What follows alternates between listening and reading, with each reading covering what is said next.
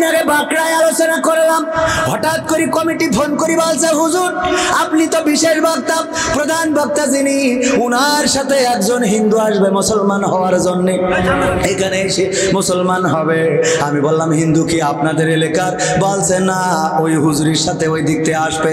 আমি বললাম এইগুলো হইলো আসলে হিন্দু না, ওরা হইলো মুসলমান। কিছু মুসলমান আছে মানুষের সিম্প্যাথি নিয়ে ব্যবসা করে, এসে বলে আমার এই হুজুরির ওয়াজ শুনে খুব ভালো লেগেছে, আমি ওর হাতে কালেমা পড়ে মুসলমান হইতে চাই। আর মিডিয়া তো থাকে, হুজুরও বগল বাজায়। আমি কত বড় সাইদি হয়ে গেছি যে আমার ওয়াজ শুনে এখন মুসলমান হয়, এই জন্যই সাথে করে বক্তা নিয়ে আসবে। আমি বললাম আমিও রাজি, তবে এলাকা যদি হয় তাইলে স্টেজে মুসলমান করা উচিত, কারণ এলাকার মানুষ জানুক। আর যদি দূরের হয় তাইলে মাদ্রাসায় অথবা এমন কোনো জায়গায় মুসলমান করলে হয়ে যায় যে মানুষ জানার এত দরকার নাই।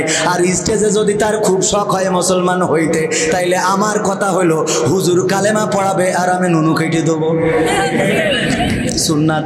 হ্যাঁ, কারণ আমি বিশেষ বক্তা। এই যখন বলেছি ওই হিন্দু আর মুসলমান হতে আসিনি, কারণ ও তো আসলে হিন্দু মুসলমান হবে না, হইলো ভাইরাল পারছো। কথা কি বোঝা গেছে? কোনোভাবে ভাইরাল হতে হবে, হুজুর ভাইরাল হবে, হাতে কালেমা পড়ে মুসলমান হয়েছে। আমরা মিলাই দেখলাম এমন মুসলমান অনেক হুজুরের কাছে গিয়েছে, 5 জায়গায় 7 জায়গায় 10 জায়গায়, যে বলে হুজুর আপনার ওয়াজ শুনে আমার এত ভালো লেগেছে, মুসলমান হতে চায়। মুসলমান হয়ে কালেমা পড়ে তারপরে বলেছে ওনার তো সংসারের অবস্থা খারাপ, মুসলমান হয়েছে, আপনারা সহযোগিতা করেন। এইবার টাকা পেয়েছে, বগল বাজাতি বাজাতি এই বাড়ি গেছে রে। আর আমি যাই বলেছি কলেমা পড়াবে প্রধান বক্তা, আর আমি দ্বিতীয় বক্তা কুসুমুল্লাহ দেবা ছুরি বাইল দিচ্ছি, নিয়ে আসতেছি সাথে করে। বলছে আমার আর দরকার নেই। আমার এক হিন্দু বন্ধুর বলতাম দোস্ত চল ওই পাড়ায় একটু কাজ, কয় না যাবো না, কে আছে ও হাজাম পাড়া, ও মনে করে হাজাম পাড়ায় গেলি বলে কেটে দেয়, হাজাম পাড়ায় যাবে না। ভাইরা আমার, এই যে ভাইরাল হওয়ার চিন্তা চেতনা বাদ দেওয়ার দরকার আছে না নাই? আমাদের সকল কর্ম হতে হবে ইন্না সলাতি ওয়া নুসুকি ওয়া মাহইয়ায়া ওয়া মামাতি লিল্লাহি রাব্বিল আলামিন। শহীদ হয়েছে, কবির বিন সামাদকে পাওয়া যায় নাই। কাদিয়ানীরা খাতমে নবুয়তের পরে আঘাত করেছে, তাদের বিরুদ্ধে মিছিলে কবির বিন সামাদকে পাওয়া যায় নাই। কোরআনের জন্য সংগ্রামে কবির বিন সামাদকে পাওয়া যায় নাই। নাস্তিকদের বিরুদ্ধে লড়াইয়ে রাজপথে কবির বিন সামাদকে পাওয়া যায় নাই। ওয়াসমানসে যখন দাওয়াত করিয়ে 50,000 টাকা অগ্রিম বুঝে দিয়ে খাওয়ায়ে পড়ায় এনেছে, এখানে এসে বড় বড় কথা বলে কবির বিন সামাদ জিয়াদি ভণ্ডামি করার জায়গা খুঁজি পাও না, কথা কয় না। বিশাল জিয়াদি। তুমি জিয়াদি কেমন বাগাছড়ায় এসো, বাগাছড়ায় এসে রাজপথে একটু কথা বলো দেখি।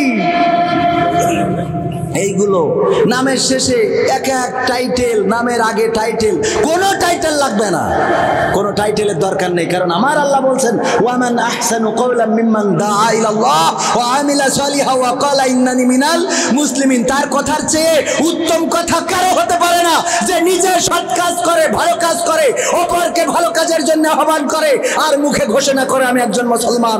আমার যুবকেরা, কে ভার্সিটিতে পড়েছো, কে কলেজে পড়েছো, কে ইউনিভার্সিটিতে পড়েছো, এটা দেখার বিষয় নয়। কে কোথায় পড়েছো নাকি পড়ে নাই, এটা দেখার বিষয় নাই। আল্লাহর কোরআন জেনে, রাসূলের হাদিস মেনে, আল্লাহর পথে থাকতে পারাটাই তোমার জন্য গর্বের বিষয়, ঠিক না বেটে? আজকে ডিভাইডেড করা হয়, ও কোন মাদ্রাসার ছাত্র, এখানে কথা বলবে,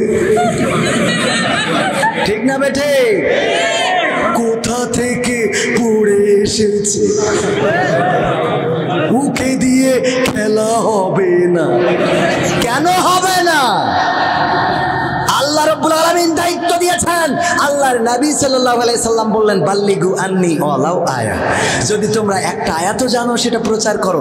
একটা জানলেই আপনি প্রচার করতে পারবেন, এইটাই আপনার জন্য সার্টিফিকেট। মাওলানা হইতে হবে, টাইটেল পাস দিতে হবে, ডক্টরেট করে আসতে হবে, আজহারে পড়তে হবে, মাদানিতে পড়তে হবে, মাক্কি পড়তে হবে, কি আপনার ওই হাফেজে কোরআন শেষ করতে হবে, এইটা না। আপনার ডিগ্রি হলো রাসূল বলছে বাল্লিগু আন্নি ওয়ালাউ আয়া। মনে থাকবে যুবকেরা? তাহলে কালকে থেকে সৎ কাজ করা যাবে তো? কথা কয় না যাবে? কারা কারা রাজি হাত উঁচু করেন। নারায়ে তাকবীর, নারায়ে তাকবীর। আল কোরআনের আলো, আল হাদিসের আলো, আমার নেতা তোমার নেতা, নারায়ে তাকবীর। আওয়ামী লীগের নেতা মসজিদে দাঁড়ায় কোরআন হাদিসের পক্ষে কথা বলতে হবে।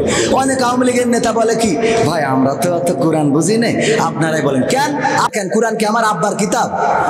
কথা কয় না। কোরআন কি জামাত ইসলামের, হেফাজতে ইসলামের? তাহলে কোরআন কার? আল্লাহর কিতাব। হিন্দুদের, বৌদ্ধদের, খ্রিস্টানদের কাউকেই কোরআন ধরতে নিষেধ করা হয় নাই। গোটা বিশ্বের মানবতার জন্য, ইনসান মানুষের জন্য কোরআন এসেছে। খলাকাল ইনসান, আল্লাহ রাব্বুল আলামিন মানুষ সৃষ্টি করে কোরআন দিয়ে দিয়েছেন। এই কোরআনের বয়ান করেছে মানুষের জন্য। সুতরাং মানুষ যারা, তারাই কোরআন পড়বে, কোরআন থেকে শিক্ষা নেবে, দীক্ষা নেবে, কোরআন প্রচার করবে। ছাত্রলীগের নেতা এইবার তারাবি পড়াইছে, আমি এত খুশি হয়েছি।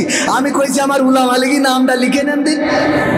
কথা কয় না, কারণ ছাত্রলীগরা তারাবি পড়াইতে হবে, যুবলীগরা কোরআনের পক্ষে কথা বলতে হবে।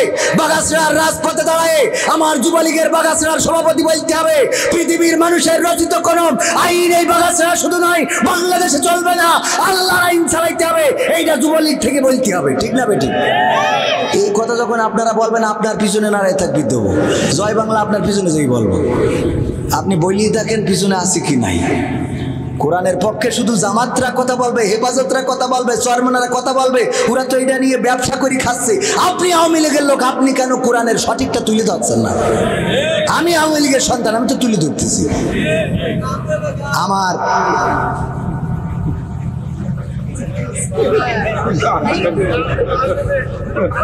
এই গান শুনবি আমার যুবকেরা, তোরা আমার লাস্টে উঠেছিস কেন? লাস্টে ওঠে কিডা? বক্তা না, অস্কারে না?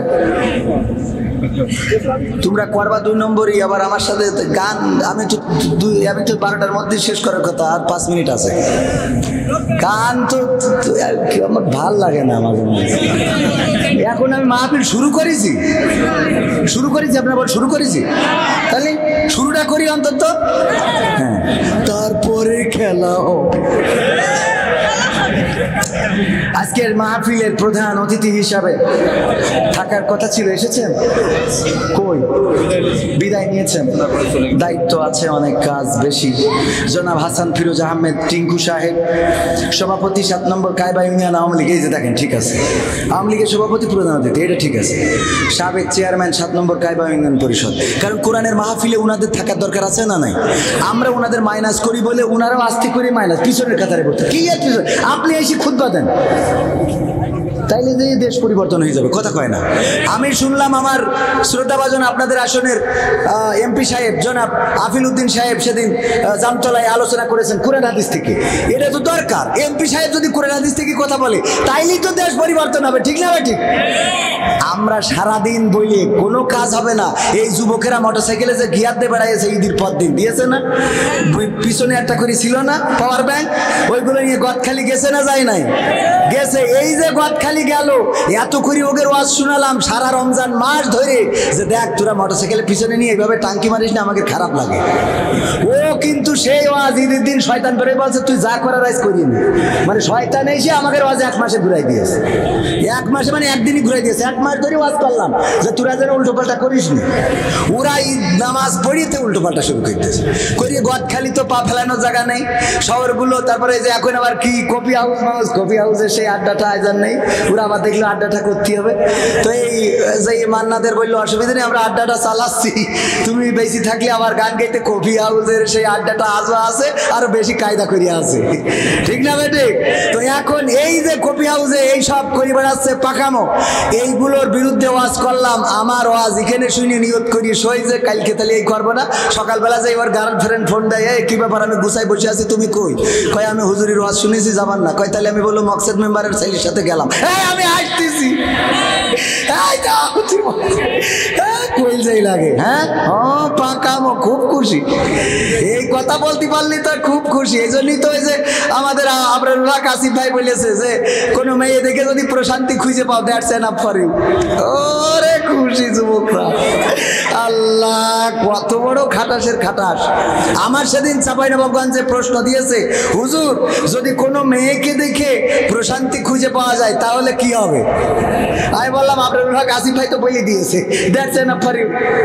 আসলে উনার কথাটা ঠিক আছে, কিন্তু সেই কথাটা হলো যদি আপনি মেয়ে বলতে তো শুধু গার্লফ্রেন্ড না, মাও তো মেয়েদের জাতি নাকি? মাকে দেখে যদি প্রশান্তি খুঁজে পান, দ্যাটস এনাফ ফর ইউ। কারণ আপনার মা আপনাকে গর্ভে ধারণ করেছেন। আল্লাহ রাসূল বলেছেন, কোন সন্তান যদি মায়ের দিকে নেক নজরে তাকায়, আল্লাহর নবী বলছেন তার ওই সন্তানের আমল নামায় একটা কবুল হজের সওয়াব লিখে দেওয়া হয়। বলেন সুবহানাল্লাহ। সুতরাং মায়ের দিকে যদি আপনি নেক নজরে তাকান আর প্রশান্তি খুঁজে পান, দ্যাটস এনাফ ফর ইউ।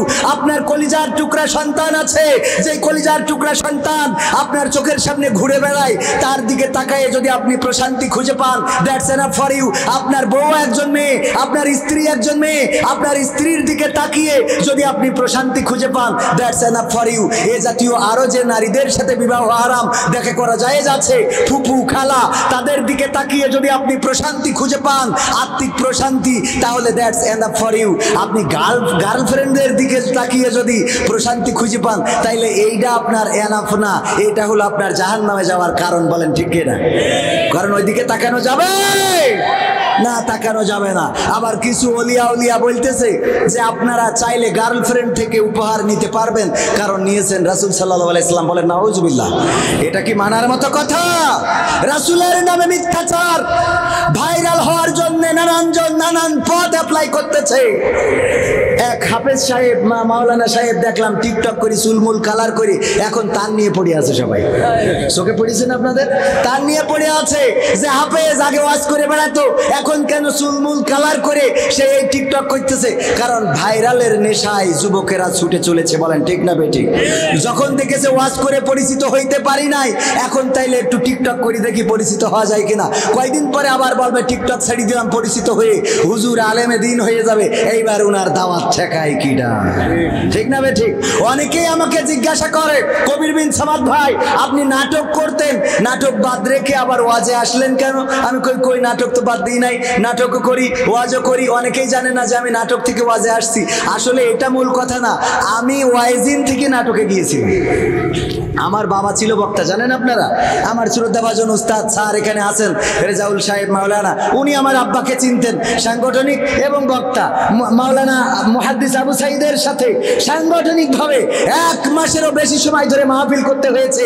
সাংগঠনিক দায়িত্ব পালন করে বিভিন্ন জায়গায় কোরআনের মাহফিল, তাফসির মাহফিল, সিরাতুন নবী মাহফিল। আমার আব্বা ছিলেন বক্তা, আব্বা থাকতেও আমি ওয়াজ করেছি, আব্বা ইন্তেকালের পরেও আমি ওয়াজ করেছি।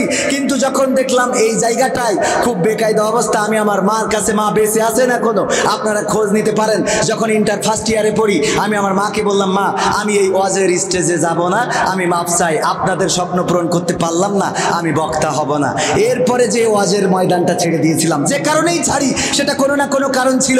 যাই হোক, কারণটা এরকম যে যেটা বললে আমাদের গায়ে থুতু পড়বে। যাই হোক, আমি বলি আল্লাহ রাব্বুল আলামিন আমাদের তাকদীর লিখে রেখেছেন। ঠিক না বেঠিক?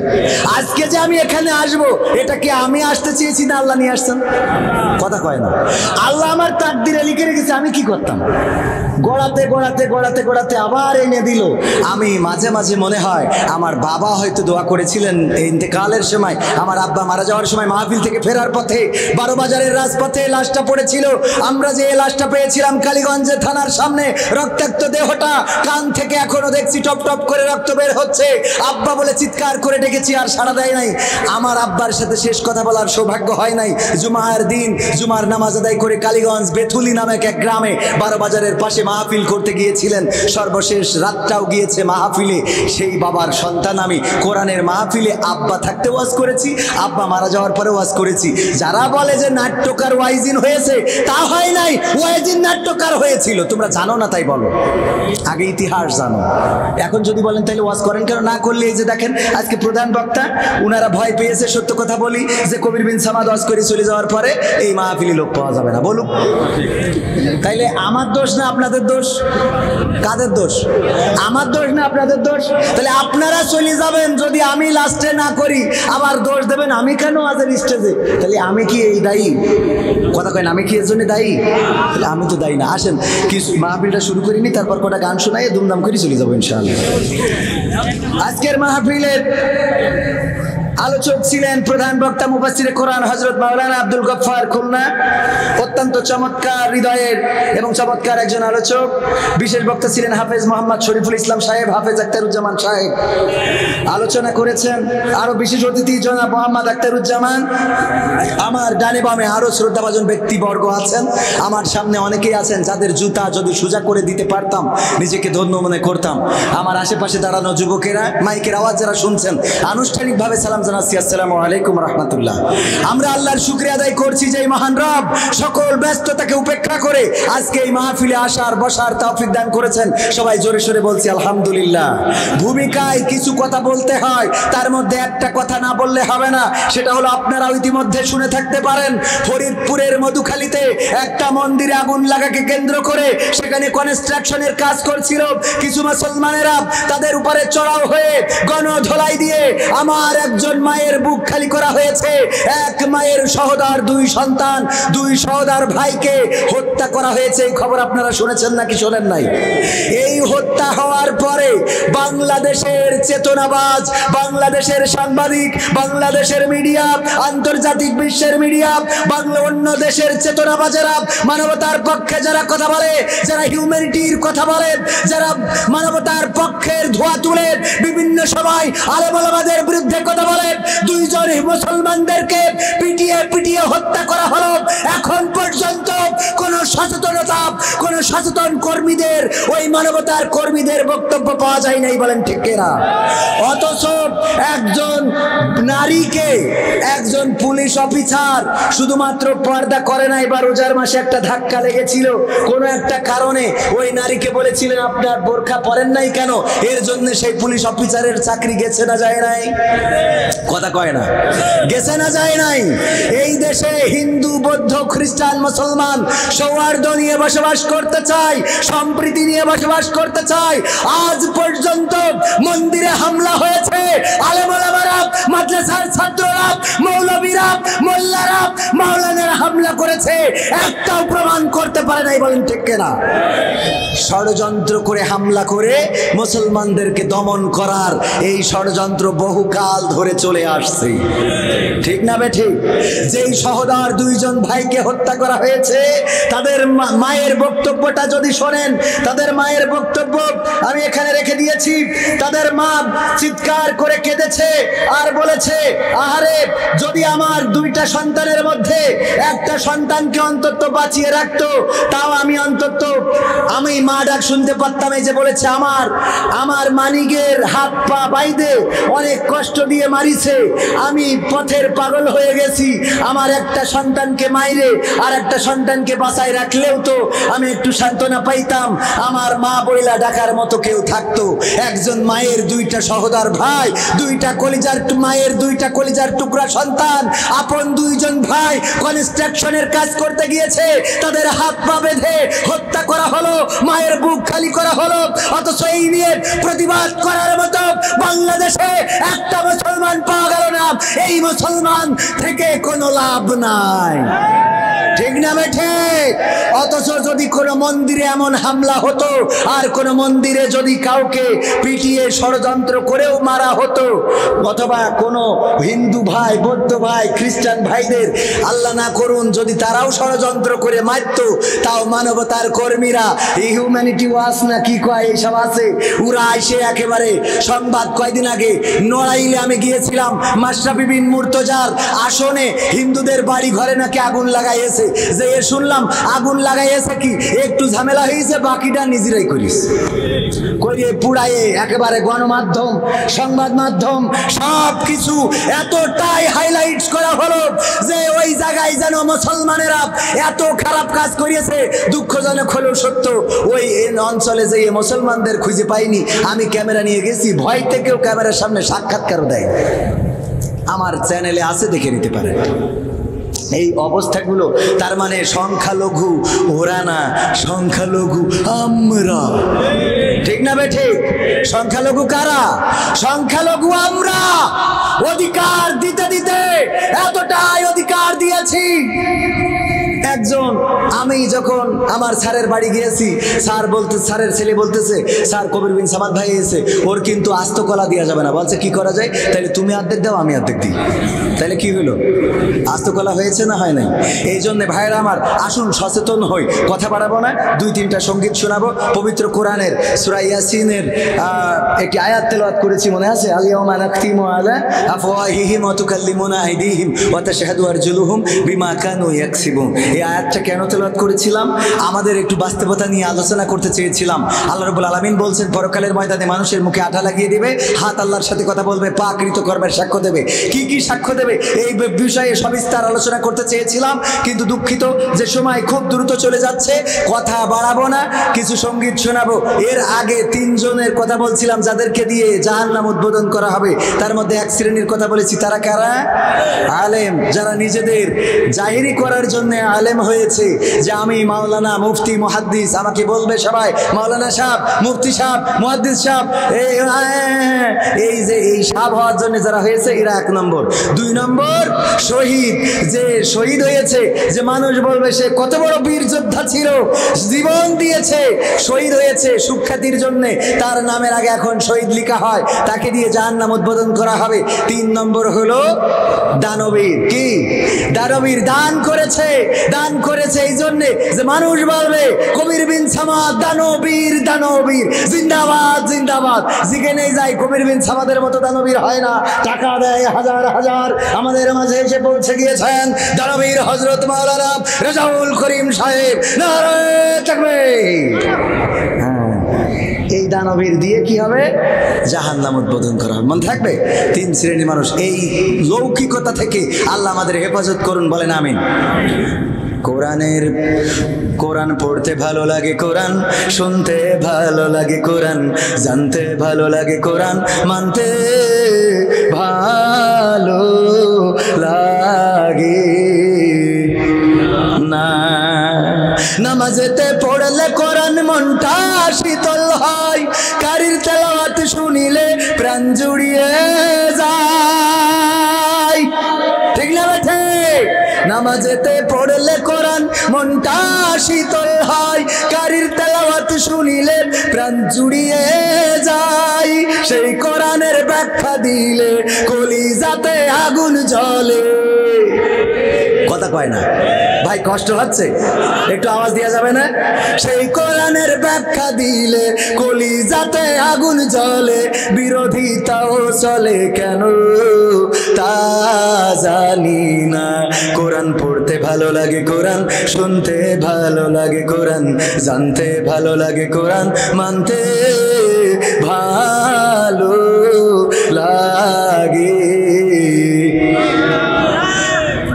কোরআন পড়ে অনেক লোকে শুরু করে দিন, তারা আবার চাই না দেশে কোরআনের আইন। আছে না নাই? কোরআন পড়ে কত লোকে শুরু করে দিন, তারা আবার চাই না দেশে কোরআনের আইন। এটা যে কেমন নীতি, তাই তো এ দুর্গতি করছে মোদের ক্ষতি, কেন তা বুঝি না। কোরআন পড়তে ভালো লাগে, কোরআন শুনতে ভালো লাগে, কোরআন জানতে ভালো লাগে, কোরআন মানতে ভালো লাগে। কোরআন বুকে চুমু খাওয়ার লোকের নাই অভাব, সেই কোরআনের বিরোধিতা আবু জাহেলের স্বভাব। ঠিক না বেঠে? কোরআন বুকে চুমু খাওয়ার লোকের নাই অভাব, সেই কোরআনের বিরোধিতা আবু লাহাবের স্বভাব।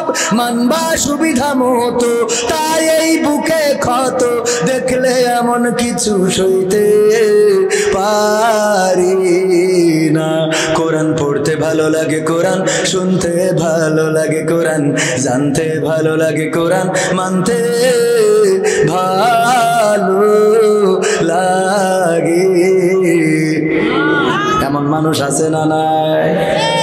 শুধু ভালো লাগে না তা না, আবার কোরআনের কথা বলতে গেলে বাধা দেওয়ার মতো আল্লাহর ওলি আছে না নাই?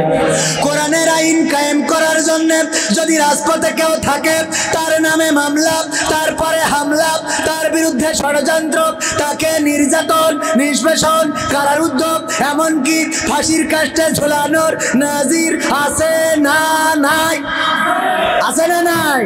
কিন্তু আমাদের বক্তব্য হলো, কোরআনের সাথে যারা করবে দ্বন্দ্ব, তাদের সাথে কবু হবে না আপোষ। হবে? কোরআনের সাথে যারা করবে দ্বন্দ্ব, তাদের সাথে কবু হবে না আপোষ। কোরআনের সাথে যারা করবে দ্বন্দ্ব, তাদের সাথে কবু হবে না আপোষ। জেল জুলুম হলেও হবে, জেল জুলুম হলেও হবে, বিবেকের কাছে তবু রব নির্দোষ। আমার রবের কাছে রব নির্দোষ, মহান প্রভুর কাছে রব নির্দোষ। কোরআনের সাথে যারা করবে দ্বন্দ্ব, তাদের সাথে কবু হবে না। কোরআনের কথা যারা বলে যায় আজ, তাদের দমাতে কত ফন্দি, কাউকে ধরে নিয়ে দিয়েছে ফাঁসি, কাউকে রেখেছে আজ বন্দি। ঠিক না বেঠে? একটু জোরে বলেন ঠিক না বেঠে? হাত উঁচু করে বলেন ঠিক না বেঠে? গত 2 দিন আগে কি যেন কলার কাজীর হাটে এই কথা বললাম, এক আল্লাহর ওলি এসে বলছে, হুজুর আপনি আর কিছু বলা লাগবে না, কালেকশনটা করে দিয়ে চলে যান। কথা কি মিথ্যে বললাম? হাত উঁচু করে বলেন মিথ্যে না সত্য? হাত উঁচু করে বলেন, বলেন, সাক্ষী দেন হাত উঁচু করে। যাদের সত্য মনে হয় না, এবার যারা সত্য মনে হয় না তারা হাত উঁচু করেন যে না হুজুর মিথ্যে বলেছেন। আছেন একজন? কোরআনের কথা যারা বলে যায় আজ, তাদের দমাতে কত ফন্দি, কাউকে ধরে নিয়ে দিয়েছে ফাঁসি, কাউকে রেখেছে আজ বন্দি। হক কথা বললেই জ্বলে যায় গাব, কোরআনের কথা সইতে পারে না। হক কথা বললেই জ্বলে যায় গাব, কোরআনের কথা সইতে পারে না। জানি না তাদের আমাদের পরে কেন এত আক্রোশ। জেল জুলুম হলেও হবে, জেল জুলুম হলেও হবে, বিবেকের কাছে তবু রব নির্দোষ। আমার রবের কাছে রব নির্দোষ, মহান প্রভুর কাছে রব নির্দোষ। কোরআনের সাথে যারা করবে দ্বন্দ্ব, তাদের সাথে কবু হবে না। কথা কয় না? কোরআনের কথায় আজ বলতে গেলে আসছে বাধা কত ভাবে, কোরআন প্রেমিকেরা হাতে রেখে হাত সামনে এগিয়ে যাবে। কোরআন প্রেমিকেরা ঐক্যবদ্ধ হওয়ার দরকার আছে না নাই? চরমনারা যদি ইসলামের কল্যাণে কোন কর্মসূচি ঘোষণা করে, সেই কর্মসূচিতে জামাতের লোক বলল না ওই কর্মসূচিতে আমরা যাওয়া যাবে না, নাম হলো নাকি? ইসলামের কল্যাণে যদি হেফাজত, জামাত, আওয়ামী লীগেরাও যদি ইসলামের কল্যাণে, যুবলীগেরা যদি, আমার ছাত্রলীগেরা যদি ইসলামের কল্যাণে কোন কর্মসূচি ঘোষণা করে, সেই কর্মসূচিতে অংশগ্রহণ করার দরকার আছে না নাই? ঐক্যবদ্ধ থাকতে হবে। আল্লাহ বলেছেন ওয়াতাসিমু বিহাবলিল্লাহি জামিআ ওয়া লা তাফাররাকু, তোমরা সংঘবদ্ধভাবে আল্লাহর রজ্জুকে আঁকড়ে ধরো, পরস্পর বিচ্ছিন্ন হয়ো না। কথাটা কার? চিল্লাই বলেন কথাটা কার? সেই আল্লাহর কথা মানার দরকার আছে না নাই? তাইলে আমরা কি টুপি নিয়ে বিভেদ করব, দাড়ি নিয়ে বিভেদ করব, পাঞ্জাবি নিয়ে বিভেদ করব, শার্ট প্যান্ট এইগুলো নিয়ে বিভেদ করতে করতে আমার দেশে তর্ক বিতর্ক হাসছে। ওই যে আলী হাসান ওসামা ভাই, ওই যে তুয়াইলে না পাগড়ি সামনে দেয়, ওইটা কোন হাদিসে পেয়েছে আমি জানি না। অনেকেই সবাই পিছনে দেয় আর উনি সামনে দেয়। ওই আল্লাহর ওলির কাছে কলরব খারাপ, মুহিব খান খারাপ, সাইদি খারাপ, আজহারি খারাপ, আব্বাসি খারাপ, তারপরে চরমনার শিল্পীরা খারাপ, জামাতের শিল্পীরা খারাপ, এমনকি মওদুদি আল্লামা রাহিমাহুল্লাহ খারাপ, আবুল কালাম আজাদ বাশার হাফিজাহুল্লাহ খারাপ, সব খারাপ। ওই একজন ভালো। কয়েকদিন আগে বিরাদার রাহুলের সাথে ঈদের পরে তর্ক বাঁধাইছে 8 রাকাত না 20 রাকাত। এই 8 আর 20 নিয়ে তর্ক হয়, আর ওইদিকে মন্দিরে হামলাকে কেন্দ্র করে মুসলমানদেরকে মেরে পাঠায় ফেলে, নেটওয়ার্কের বাইরে পাঠিয়ে দেয়। এইটা নিয়ে কথা বলার মতো আলেম পাওয়া যায় না। তার মানে এই আলেমগুলো আসলে আলেম না, এইগুলো পেট পূজারি ভণ্ড। ঠিক না বেঠে? মসজিদে তর্ক করতেছে 8 রাকাত না 20 রাকাত, আর এদিকে পিটায়ে তক্তা বানাই ফেলছে। কথা কয় না? এইটা নিয়ে তর্ক করবেন নাকি আগে আসলটা ধরবেন? ওই যে আমাদের অবস্থা হলো, শুনেছে যদি পাগড়ি পরে নামাজ পড়ে তাই তাইলে নামাজে 70 গুণ বেশি সওয়াব পাওয়া যায়। মাঠে গেছে পাগড়ি নীতি মনে নেই, হঠাৎ করে মনে হইলো 70 গুণ সওয়াব কেন ছেড়ে দেবো, লুঙ্গি খুলে ন্যাংটা হইতে পাগড়িটা বেঁধে নিয়েছে যে 70 গুণ সওয়াবের আগে তেজ মেরে নি। ঠিক না বেটে? এখন আমরা এই মুসলমান ভাইরা আমার, কেমন মুসলমান? কয়েকদিন আগে বাঁকড়ায় আলোচনা করলাম, হঠাৎ করে কমিটি ফোন করে বলছে, হুজুর আপনি তো বিশেষ বক্তা, প্রধান বক্তা যিনি, উনার সাথে একজন হিন্দু আসবে মুসলমান হওয়ার জন্য, এখানে এসে মুসলমান হবে। আমি বললাম হিন্দু কি আপনাদের এলাকার? বলছে না, ওই হুজুরের সাথে ওই দিক থেকে আসবে। আমি বললাম এইগুলো হইলো আসলে হিন্দু না, ওরা হইলো মুসলমান। কিছু মুসলমান আছে মানুষের সিম্প্যাথি নিয়ে ব্যবসা করে, এসে বলে আমার এই হুজুরির ওয়াজ শুনে খুব ভালো লেগেছে, আমি ওর হাতে কালেমা পড়ে মুসলমান হইতে চাই। আর মিডিয়া তো থাকে, হুজুরও বগল বাজায়। আমি কত বড় সাইদি হয়ে গেছি যে আমার ওয়াজ শুনে এখন মুসলমান হয়, এই জন্যই সাথে করে বক্তা নিয়ে আসবে। আমি বললাম আমিও রাজি, তবে এলাকা যদি হয় তাইলে স্টেজে মুসলমান করা উচিত, কারণ এলাকার মানুষ জানুক। আর যদি দূরের হয় তাইলে মাদ্রাসায় অথবা এমন কোনো জায়গায় মুসলমান করলে হয়ে যায় যে মানুষ জানার এত দরকার নাই। আর স্টেজে যদি তার খুব শখ হয় মুসলমান হইতে, তাইলে আমার কথা হলো হুজুর কালেমা পড়াবে আর আমি নুনু কেটে দেবো, সুন্নাত। হ্যাঁ, কারণ আমি বিশেষ বক্তা। এই যখন বলেছি ওই হিন্দু আর মুসলমান হতে আসিনি, কারণ ও তো আসলে হিন্দু মুসলমান হবে না, হইলো ভাইরাল পারছো। কথা কি বোঝা গেছে? কোনোভাবে ভাইরাল হতে হবে, হুজুর ভাইরাল হবে, হাতে কালেমা পড়ে মুসলমান হয়েছে। আমরা মিলাই দেখলাম এমন মুসলমান অনেক হুজুরের কাছে গিয়েছে, 5 জায়গায় 7 জায়গায় 10 জায়গায়, যে বলে হুজুর আপনার ওয়াজ শুনে আমার এত ভালো লেগেছে, মুসলমান হতে চায়। মুসলমান হয়ে কালেমা পড়ে তারপরে বলেছে ওনার তো সংসারের অবস্থা খারাপ, মুসলমান হয়েছে, আপনারা সহযোগিতা করেন। এইবার টাকা পেয়েছে, বগল বাজাতি এই বাড়ি গেছে রে। আর আমি যাই বলেছি কলেমা পড়াবে প্রধান বক্তা, আর আমি দ্বিতীয় বক্তা কুসুমুল্লাহ দেবা ছুরি বাইল দিচ্ছি, নিয়ে আসতেছি সাথে করে, বলছে আমার আর দরকার নেই।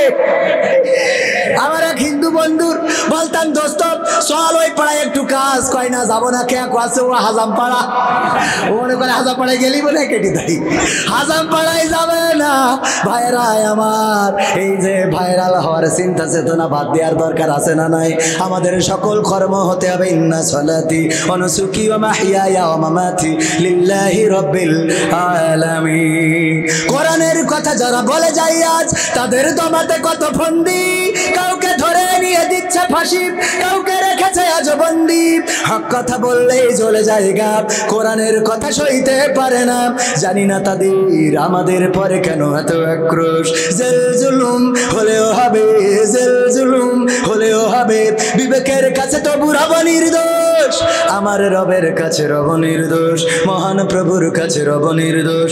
কোরআনের সাথে যারা করবে দ্বন্দ্ব, তাদের সাথে খুব হবে না। কোরআনের কথা আজ বলতে গেলে আসছে বাধা কত ভাবে, কওমি আলিয়া একজোট হয়ে সামনে এগিয়ে যাবে। দিনের কথা আজ বলতে গেলে আসছে বাধা কত ভাবে, মাযহাবিলা মাযহাবি একজোট হয়ে সামনে এগিয়ে যাবে। হক কথা বলতে করি না কো ভয়, জীবনের বিনিময়ে আনবো বিজয়। হক কথা বলতে করি না কো ভয়, জীবনের বিনিময়ে আনবো বিজয়। বুকে আছে শক্তি, অন্তরে আছে সাহস, আছে সাহস আছে। আল্লাহর জমিনে আল্লাহর দিন কায়েম করার জন্য যদি আকাশে রাজপথে যদি লড়াই করতে হয়, সংগ্রাম করতে হয়, মুসলমানের অস্তিত্ব রক্ষার লড়াই, যেইভাবে 1971-এ আমরা দেশ রক্ষার সংগ্রাম করেছি, যেইভাবে 1952-তে আমরা ভাষার জন্য লড়াই করেছি, একইভাবে আল্লাহর দিন কায়েম করার জন্য দল মত নির্বিশেষে যদি আল্লাহর জমিনে আল্লাহর দিন বাস্তবায়নের জন্য ডাক আসে, সেই ডাকে সাড়া দিয়ে বুকের তাজা রক্ত যদি ঢালতে হয়, বুকের তাজা রক্ত ঢেলে দিয়ে সেই রক্তের সাগরে সাঁতার কেটে কেটে একটি রক্তাক্ত বিপ্লবী কালেমার পতাকা বাংলার জমিনে ওড়াতে রাজি কারা কারা হাত দেখতে চায়?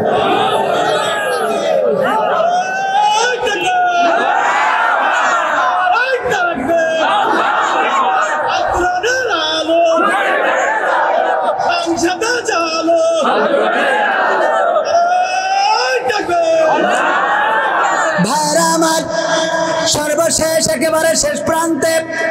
কিন্তু যুবকদের জন্য এটা গান না গাইতে হবে না, তাই না? আজকালকের ছেলেরা বই নিয়ে আর বসে না। এই গানের মধ্যে মহিলাদের রসটাও হয়ে যাবে না। আজকালকের ছেলেরা বই নিয়ে আর বসে না, ও বাবা গুগলে সার্চ করিয়া পড়ি। এই এই দুজন উঠছেন কেন? কি হয়েছে আপনাদের দুজনের? আমি শেষ করে দিলি তো আরো ভালো, আমার সুবিধে। শেষ করে দেবো? এমনি তো আপনারা এই কয়টা লোক, তারপরে যদি ওঠেন তো খারাপ লাগে না? আজকালকের ছেলেরা বই নিয়ে আর বসে না, ও বাবা গুগলে সার্চ করিয়া পড়ে। ওরে কালের মেয়েরা কোরআন হাদিস ধরে না, আমার বাগাছের মা বোনেরা কোরআন এখন পড়ে না। ও আল্লাহ বুরকা পরে গদখালি টিকটকে ভিডিও ওরা করে, ঠিক না বেঠে? ওই যে ভ্যানেলা ভাই ও হাত উঁচু করে বলছে এবার ঠিক আছে, কারণ ও জ্বালায় আছে না নাই। ও ভ্যান চালায় লিপস্টিক কিনে দিয়া লাগে, ভ্যান চালাক যা করুক উনার ফোনটা গাডার দিয়ে আটকানো, কারণ নাটটা খুলে গেছে, খিলটা ভেঙে গেছে, গাডার মেরে থুয়েছে, কিন্তু বোর হাতে খুব স্টাইলের ফোন আছে না নাই। ভ্যান চালায় বোর স্ক্রিন টাচি মওলা ফোন না কিনে দিলি হাই না রে, ঠিক না বেঠে? আজকালকের ছেলেরা বই নিয়ে আর বসে না, ও বাবা গুগলে সার্চ করিয়া পড়ে। ওরে কালের মেয়েরা কোরআন হাদিস ধরে না, আমার এখনকার মা বোনেরা কোরআন হাদিস পড়ে না। ও আল্লাহ নেচে নেচে টিকটকে ভিডিও ওরা করে। আজকালকের ছেলেরা বই নিয়ে আর বসে না, গুগলে সার্চ করিয়া পড়ে। আগের সময় প্রেম করিলে রেজাল্ট স্যার বলতো পাইছো কি, এখন বলে শখ করিয়া বাবু তুমি খাইছো কি। ও আল্লাহ বুড়ো ধাড়ি হয়ে গেছে, ওর আবার বলে বাবু তুমি খাইয়েছো না, বাবু খাই নাই। ও এখন পিডার খাবে রে, ওর মুখে পিডার ধরার দরকার আছে না নাই? কারণ ও যেহেতু বাবু, আরে বাবু আমার এই বাবু নিয়ে বেকায়দায় আছে না নাই? কয়দিন আগে দুইজন কপতি লাইলা আর কি জানো নাম, ওই অল্প বয়সী মেয়ে মামুন, লাইলা আর মামুন বলছে আমি ওর বাবুর মতো করে রাখি, এই দেশে আমাকে ছেড়ে চলে গেছে রে, আমার মনটা ভেঙে গেছে। আমি বললাম যাবে না কেন, যার বাবু মনে করে রাখো সে তো তোমার মা মনে করে চলে গেছে, ঠিক না বেটে? বাবু মনে করলে মা ডাকার দরকার আছে না নাই? আমার অনেকেই আঙ্কেল বলে ডাকে, আমি এখন আঙ্কেল হওয়ার বয়সে পৌঁছাই নাই। একবার বাসে উঠেছি, হেল্পার বলতেছে আঙ্কেল আসেন, আপনি যে চাচড়ায় নামতে চাইলেন আসেন। আমি খুঁজ দিছি আঙ্কেল কিডা, আমি তাকাচ্ছি আশেপাশে, বলছে আপনার বলতেছে। আমি বাবু আমি এখন আঙ্কেল হয়েছি, আঙ্কেল আমরা এখন আঙ্কেল হয়ে গেছি, আর ওরা বাবু হয়ে গেছে। ওরা কি ওরা বাবু আর আমরা আঙ্কেল, পাকা মুখের জায়গা খুঁজি পাও না। হ্যাঁ, আগের সময় প্রেম করিলে আমার রেজাল্ট স্যার বলতো পাইছো কি, এখন বলে শখ করিয়া বাবু তুমি খাইছো কি। আগে কেন বলতো, আর এই কথা কেন আনলাম গানে বোঝার বিষয় আছে। আগের সময় চিঠি লিখেছে কারোর কাছে দেওয়ার জন্য, যে মনির খান বলেছে চিঠি লিখেছে বউ আমার ভাঙ্গা ভাঙ্গা হাতে, ওই চিঠি যে লিখে দিল, ওই চিঠি দিয়েছে ভাইজির কাছে, ভাইজি নিয়ে যা তোর ফুবুর কাছে দিবি। ও ফুবুর কাছে না দিয়ে ফুবুর মার কাছে দিয়েছে। ফুবুর মার কাছে যখন চিঠিটা ধরা খেয়েছে, তখন আমার রেজাউল স্যার এই গ্রাম ছেড়ে বাগাছড়া ছেড়ে ঢাকা গার্মেন্টসে চলে গেছে, ঠিক না বেঠি? আগের সময় চিঠি ধরা খালু এলাকা ছেড়ে দিত, যে মান ইজ্জত শেষ। আর এখন কি আর চিঠি যদি শোনে অমুক মকসেদ মিয়ার ছেলে হ্যাঁ হ্যাঁ করিয়ে দিয়েছে, তারপরে ও গর্ব করি বলে করেছি তা কি করবো, আমি এখন বিয়ে করতে পারবো না, কথা কয় না। ওই এলাকা ছাড়ে ছাড়ে, আবার গর্ব করি এই হয়ে যাওয়ার পরে ও গর্ব করি কাউন্সিলে যে বিচার দাবি করে যে আমার ধর্ষণ করি পাকামুখো থাকা, তুই তো ওর ধর্ষণ করে ছেড়ে দিয়েছিস। ও তো ছেলে ভালো ছিল, ও তো জীবনে খারাপ কাজ করতে দেখিনি, গরমটা তো তুই বানাইছিস, কথা কয় না, ঠিক না বে ঠিক? তুমি মোটরসাইকেলের পিছনে বসে ঘেঁষাঘেঁষি করো আর বলবো আমার ধর্ষণ শাসন করি যে পাকামো করার জায়গা খুঁজে পাও না, মামলা তো তোর নামে হতে হবে যে তুই ওর কাছ থেকে এ নিয়ে তুই এ হয়েছিস কেন? কথা কয় না, কথা সত্য না মিথ্যে? যুবকরা এই কথা মাথায় রাখতে। আমার বন্ধু বলছে যে গদখালি, আমি বলছি কি দোস্ত পিছনে কিটা ভাবি নাকি? পাগল, এখন বিয়ে করার বয়সে তো আমি কিটা বলছে গাছ ধরেন, বলছে যে মুখটা খুলে একটু ভাই দেখাও দিন, ভাই হুজুর মানুষ দেখিতে চয়েস করে কিনা। বলছে তুমি জানো না আমি খাস পর্দা করালো। ওরে খাল আর একজনের হাতে হ্যাঁ করতে করতে গদখালি যাই উনি খাস পর্দা করতে। এ দুঃখ কনে থবো, এই জন্য মাঝে মাঝে মনে হয় তুরা থাক আমি চলি যাই। আজকাল আগের সময় প্রেম করিলে রেজাউল স্যার বলতো পাইছো কি, এখন বলে শখ করি। এই দেখেন শুধু মনে করি না যে পুরুষ উঠে যায়, ওই দেখেন মহিলারাও চলে যাচ্ছে রাগ করি। ও আজ এরা তো জায়গা বলতে চলে এসেছে, ও আজ আমাদের ঘরের উপরে রে। মহিলারা যাবে না কেন? অভিনেতা ওগের মতো একটাও নেই, প্রেম করেছে ছেলের সাথে, প্রেম করার পরে মা সব জানে। যখন বাড়িতে আনে মা মই ম্যাগি রান্না করি খাওয়াই, ডিম সেদ্ধ করি খাওয়াই, আব্বা আব্বা ডাকে, এই আব্বার সাথে পাঠাই দিলে, দিয়ার পরে আবার কাঁদতেছে। বলো পাঠাই দিয়েছে ওই যে ওর সাথে দিয়ে আবার কান্না করতে, ও আল্লাহ আমারে কি হলো রে, আমার মেয়ে আজকে কি করলো গো, ও আল্লাহ আল্লাহ পাঠাইলো আবার ও কাঁদতে। এবার যে রেজাউল স্যার বাড়ি আসে, মানে ওনার মেয়ে ধরেন পাঠাইছে ম্যাডাম, পাঠানোর পরে স্যার যখন বাড়ি আসে, কি জন্মজা তুই চাও, কি জন্মজা তুই চাও, বুকি চুরি গালি দিয়ে চলে গেছে, তুমি কি চাও, তোমার ঘর আমি করবো না। পাঠাই দিয়ে তো রাগ দেখাচ্ছে স্যারের সাথে, কথা কয় না। সত্য না মিথ্যে? অভিনেতা সব সোজা করে দেবো, মনে কাছে হুজুর জানে না। হ্যাঁ হুজুর কি মঙ্গল গ্রহতেই এসে, হুজুর এগুলো দেখে না? মেয়ে গদখালি যাচ্ছে, কক্সবাজারে যাচ্ছে, তুমি জানো না? না পাখামো পাইছাও তুমি?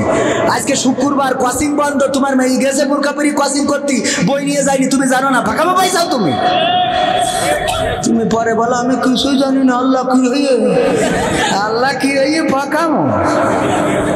আগের সময় প্রেম করিলে অনেকেই বলতো পাইছো কি, এখন বলে শখ করিয়া বাবু তুমি খাইছো কি। লজ্জা শরম নাই আইলাম কোন জামানাই, লজ্জা শরম নাই আইলাম কোন জামানাই, ভবিষ্যৎ দেখি অন্ধকারে।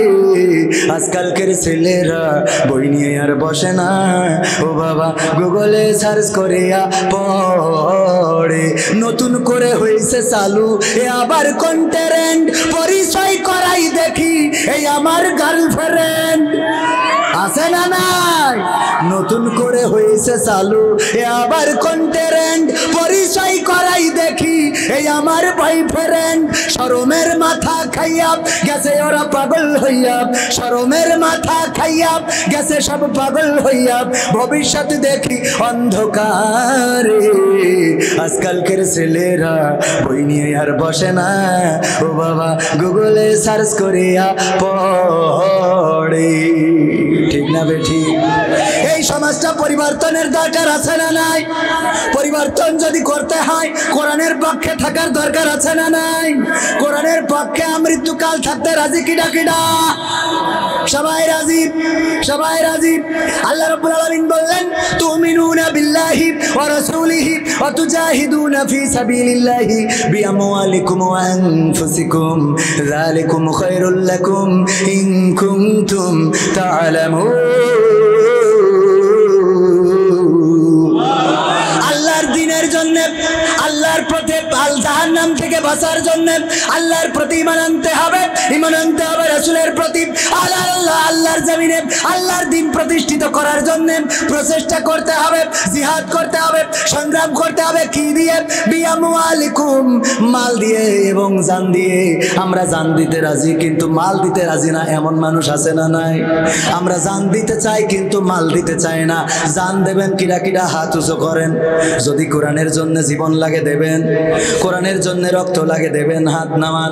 এরপরে হাত উঁচু করেন, যদি মাল লাগে দেবেন। বিআমওয়ালিকুম, মাল লাগলেও দেবো, আমও তুলেছি। এবার একটু তোলেন, আল্লাহ দেখুক, আল্লাহ দেখুক, একটু টানটানি করেন। করেছেন? করেছেন? বাম হাত নামান, ডাইন হাত মুঠো করেন, ছাড়েন, মুঠো করেন, ছাড়েন, মুঠো করেন ছাড়েন না, মুঠো করেন হাতের ব্যায়াম হয়ে গেল, ছাড়েন না। এইবার ডাইরেক্ট পকেটে ঢুকান, ঢুকান ঢুকান ঢুকান, নিজেরটাই না পরেরটাই ঢুকাইয়েন না, আবার নিজেরটাই ঢুকান পরেরটাই না।